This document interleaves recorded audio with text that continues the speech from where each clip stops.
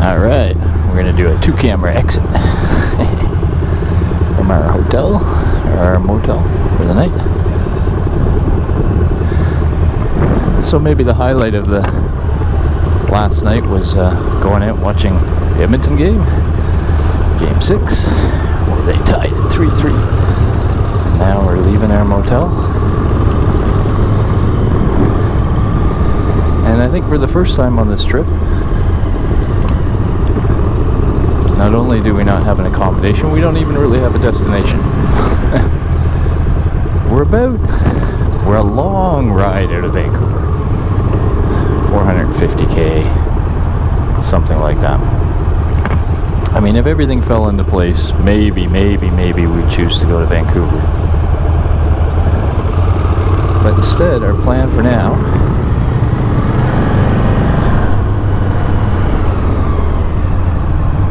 is to head that direction, but we actually wanted to take this other different route, so we had to trick our GPS and tell it we were going to this place called something like Camamillo or something like that, to make it take the roads we want to take. So we're going to go to that place. It's about 110k from here, and then once we're there, we are going to set the controls for Vancouver, which will take us to the road we want to take. And when we've ridden 200-ish K, we're going to start looking for camping opportunities. Now there's a provincial park there, and the idea, one of the reasons we chose to take this road was to camp in that provincial park. So normally provincial parks are, scenic and give you some hiking opportunities and stuff like that. Hey, coming from a restaurant in Camamillo, BC. What'd you think of the ride?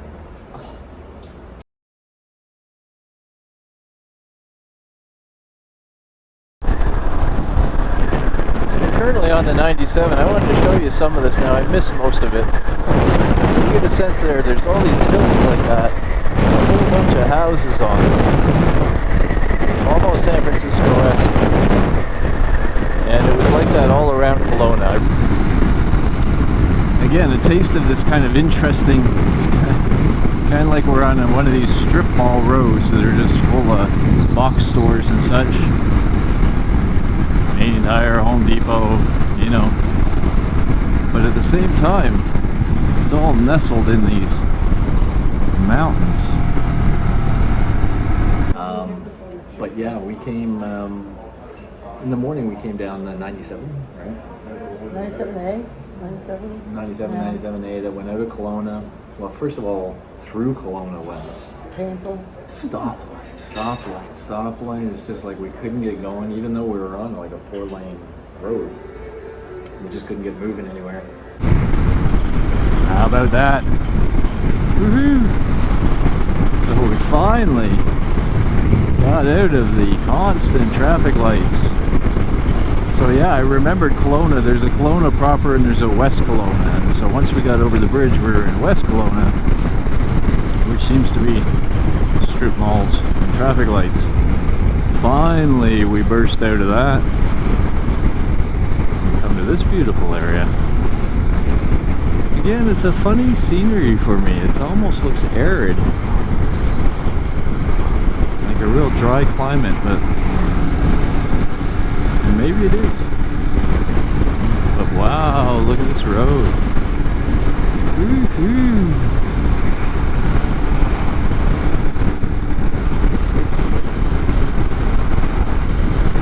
Gotta like this.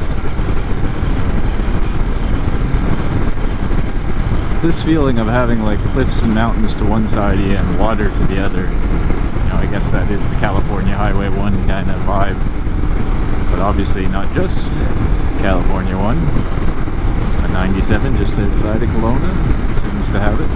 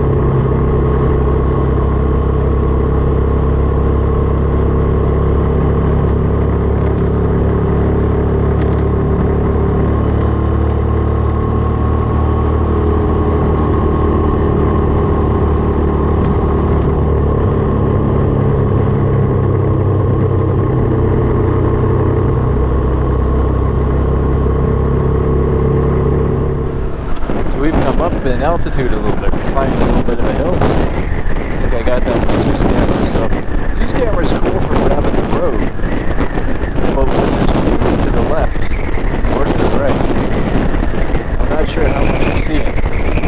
We came to, I want to say, Penticton, and we kind of rode through Penticton, and not long after that, we left the 97 and went on the 3, and that's when, like, I think we did the 3A and then the 3. yeah, maybe, but the 97 was already cool, it was good, the 3 was mind-blowing, it was just curved. This was recommended to us by a few people. Ooh, the scenery, the ups, the downs, the rounds, it was just pure heaven for motorcycles, and the weather couldn't be better as well. And so we just had an amazing time carving through it, and I'm just going to shut up right now, and we're going to continue to play some of Sue's video. Actually, if you want to speed it up at some point, go ahead and do the zing, zing, zing thing. But man, that was one heck of a ride. We just were blown away. So if you ever get a chance, come on out, ride the 3. You'll love it. You'll love it. Cool.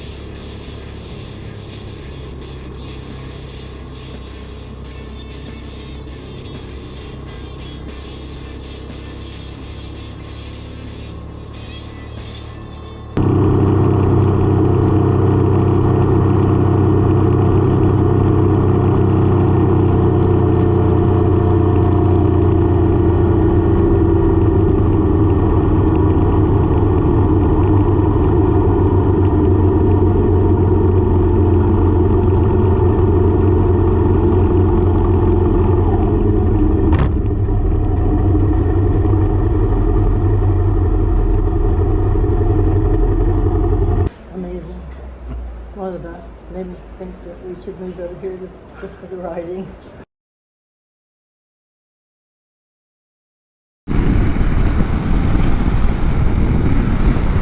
All right, so we just had lunch in a place called Meals. What a really interesting little town. Nestled within a bunch of these, I don't know what you even call these. Such a unique looking set of mountains. But yeah, we had a nice quinoa salad. As we were riding out to town, I was trying to get this GoPro working, and I just, my goodness, these GoPros have a mind of their own sometimes. And I couldn't, and then a deer jumped across the road in front of Sue's, safely in front of Sue's, far enough away in front of her. But geez, I would have loved to have caught that on video, but did not. So was so sort of annoyed by that that I convinced Sue to pull over so I could get this working again. Hey, somehow we're in Princeton. Not that Princeton. Princeton, British Columbia, which I didn't know there was a Princeton, British Columbia. But we were coming in here, I didn't need gas, but just wanted gas to make sure. We probably have gas to make it to Vancouver now, probably. So stopped for gas, and then Sue mentioned she was feeling a little tired. We've been riding these pretty challenging roads fast all day. So we decided to look for a coffee shop and found this place. Scenery overload. Yeah. So much scenery, plus the curves, plus the... Your brain does process a lot on a ride like today. I don't know if this was the best day of riding we had. We always say that, but... I tell you, those roads are some of the best we've ever ridden. Yeah, it was certainly up there. So we stopped and had an espresso. See the sky. Yeah. That was cool too. Yeah. So we've had a double espresso and some banana bread, and that should get us the last 60-some K to our campsite. That's the goal. Meanwhile, we're enjoying this little town, Princeton. It's kind of cool.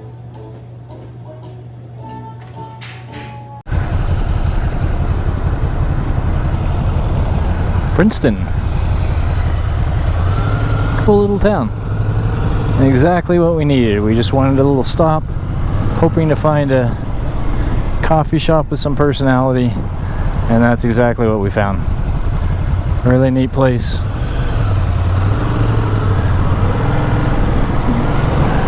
couple of espressos. If I talk faster, that's why. But yeah, just wanted to shoot a little bit of this cool town.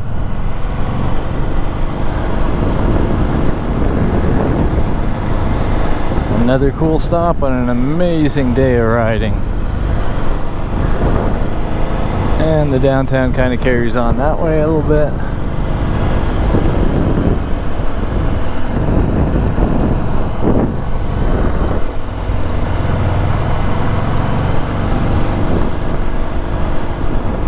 Those are some big ass flags, man. Down to Princeton, where rivers and friends meet. Things were just getting interesting back there.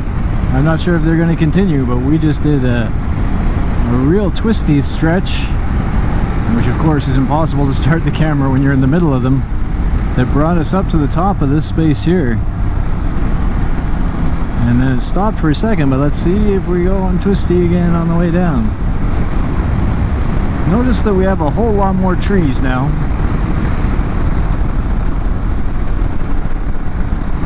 Starting to feel much more wooded,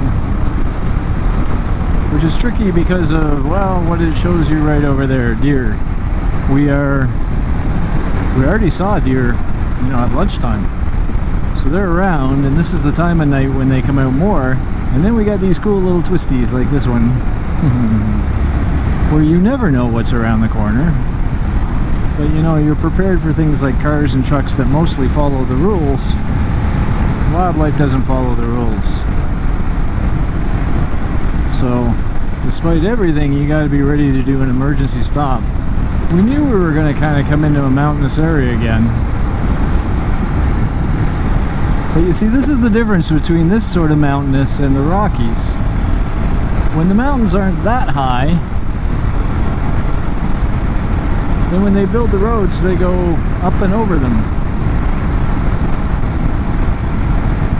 But when they're as high as the Rockies, you just can't. You got to go through them in the valleys. So these are the ones where you get the twisties.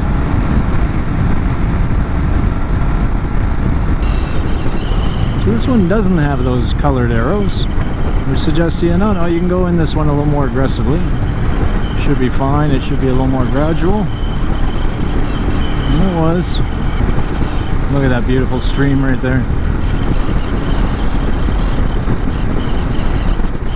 Those are the things that if you're tired and you're not paying attention and you're used to corners where you can kind of go through perfectly fine, and then you see one like this, so when they do this, they're like really serious. But if you're not paying attention to that, then you're suddenly going to find like, whoa, that is a way bigger corner than I thought. Okay, it wasn't so bad. Look at this stuff. My goodness.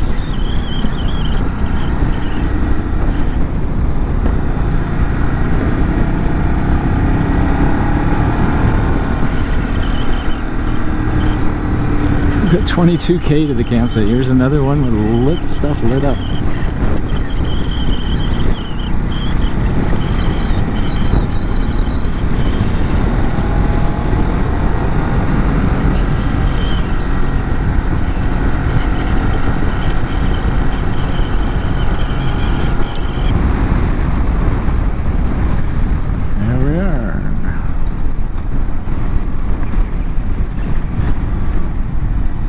EC Manning, which is a little annoying because that's how it's listed, but everybody describes it as Manning Park or Manning whatever, which is probably what we should have been looking for. We kept looking for EC Manning stuff. That's the Santa Station entrance.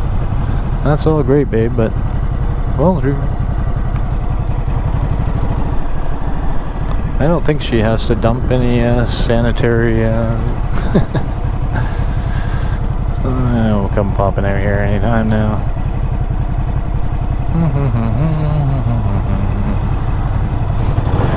It gave us a good view of her anyway. That was a good shot. Look at these trees. Look at this area. Okay, this is what a campsite should be like. I hope we can get a tenting site in here. Because we've been like at that RV dinosaur place. That was just like in the middle of town. If somebody flattened out an area. Manitoulin was good. It was cold and full of bugs, but it was good. Now there might be bugs here too, but we have bug spray this time.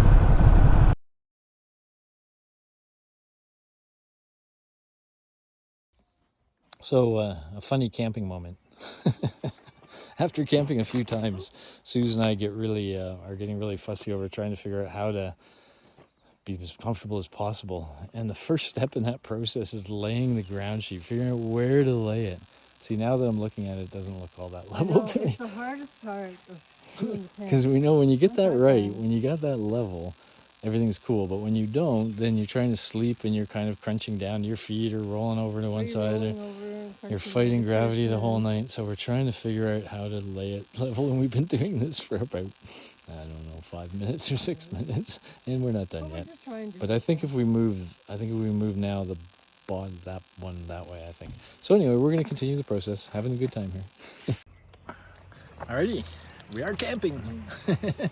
And pretty cool spot we got here. There's bugs, but there's not crazy bugs. We also sprayed ourselves. There's other people, but it's not crazy full.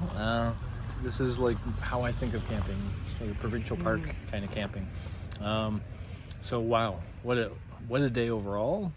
But what a afternoon. We talked to you a little bit from, what was it, Chamamillos? I don't know. But since then, got back on our bikes. And first, I don't know, I can't even remember how, but I know it got really twisty at one point. Like switchbacks and all sorts of crazy stuff and just amazing views. And oh my goodness. And it just didn't stop. And then it went up to altitude. Like real altitude, we were back up to like about 1,300 meters, 1,200 meters, and then coming down and whirling around and landscapes. This has been one of our best days of riding. Almost too much of a good thing, because by the end of it, we were like, okay, it's time to put the bikes up. We're just exhausted from all the attention you have to pay to do it right. But what a great day, and we're enjoying being at the campsite. Eating energy bars, protecting what food we have from bears. We have our cereal. If we want more, we'll have some of that cereal, and I may a little later. We'll see. Yeah, for now we're here. We're safe. We had an amazing day. We got a great place to give camping another fair shot, and all is cool.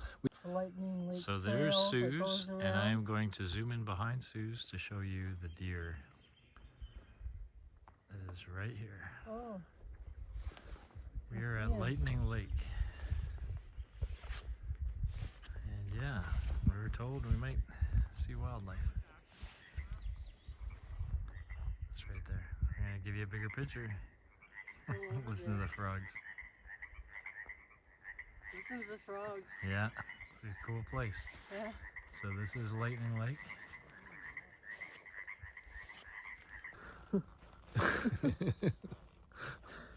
Okay, this looks really odd. But more has happened. Mostly, like where do we start? We learned about it being amphibians. About being amphibians. Being amphibians. Yes. Or We did go to Well, we were- Amphibian Academy. Yeah, and we were all assigned an amphibian. I personally was a northern leopard frog, and you were. Oh, I was some kind of chorus frog. I don't remember Boreal. them talking about you. Boreal chorus frog. No, she didn't. She talked about all the different frogs and toads and Well, obviously salamanders. not all of them. Well, not all of them, most of them. but when she got to the northern leopard frog, that would be me. The story was essentially that, you know, all those frogs that they like bisect in biology class, those Oh. are northern leopard frogs, and so there aren't many of us left. Thanks, science.